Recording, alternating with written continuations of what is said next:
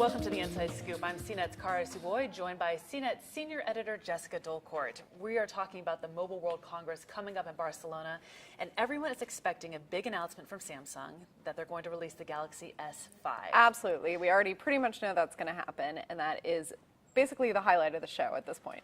What is one thing that you would really like to see out of this new iteration of the Galaxy?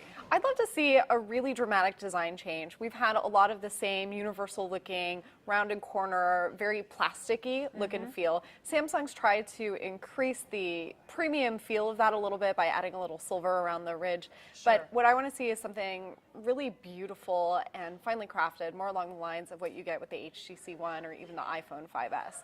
I'd also love to see, personally, the power button move from the side to the top. It's such a small thing, but I carry these things around all the time in my purse mostly, and even with a dedicated purse pocket, the thing turns itself on all the time. So either let's stiffen up that button or let's just move it to the top. Yeah, okay, so besides like a hardware overhaul, what else? What about the guts of the phone? What do you need to see performance-wise? Well, we're definitely going to see a step up in specs. So it's going to have a very fast, we're expecting quad-core processor, something along the lines of a 16-megapixel camera, a very good front-facing camera as far as these things go. So what we're expecting is the screen is going to be something called 2K. You can think of it as Ultra HD. So the pixels are just going to be crammed right in there. It will be absolutely gorgeous. As far as the size goes, probably about the 5-inch mark. Could be a little bit bigger, but they don't want to encroach on the Galaxy Note territory by making it too big. And what about fingerprint scanners? A lot of new phones have them. Do you think Samsung will hop on board? That's definitely the rumor, and I would expect it, especially because Apple has that with the iPhone 5S. There are a couple different implementations. We've seen scanners on the back of the phone before. That's been around for several years, but not really implemented well. The problem is, in order for it to be useful, it really needs to work correctly all the time. It needs to be easy to find, and it needs to be accurate to use. So Apple kind of has a lock on putting the fingerprint scanner on the home button. Not really sure if Samsung's going to attempt to do that, maybe encounter some legal battles along the way, or we could see it on the back like you get with something like the HTC One Max.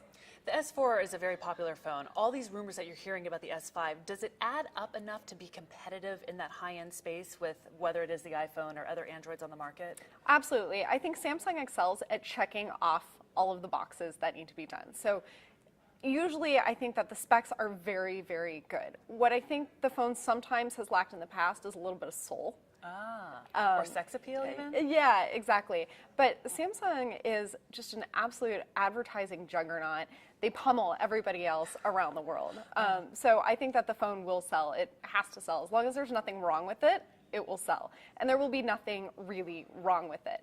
Now, is it going to be a beautiful, amazing device? I sure hope so, but that's something that we've got to see when it actually comes out.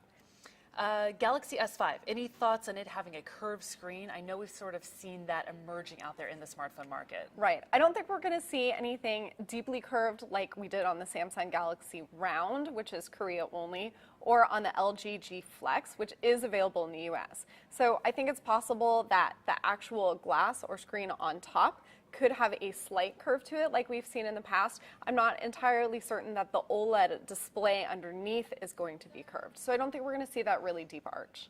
So the S5 announcement is what you think will be the highlight of Mobile World Congress, but what else are we going to see from the show? Now, one other thing that we're going to be paying a lot of attention to is actually phones for emerging markets, because this is where the battle's really going to be fought in 2014. You've got players like Lenovo that bought up US Motorola, and some others as well. You've got Nokia shifting under Microsoft. So I think the question is going to be, now that a lot of developed nations are really saturated when it comes to smartphones, that's people mostly replacing what they already have. The next phase is getting the hearts and minds of people who are moving from their first smartphone or maybe moving from an entry-level smartphone into sort of the next model. So for these companies, they're going to be targeting these markets. So a lot to keep our eyes out for. The Samsung announcement and then all these other trends in mobile that you mentioned. Thank you so much. Jessica Dolcourt, I'm Cara Suboy. Thanks for watching The Inside Scoop.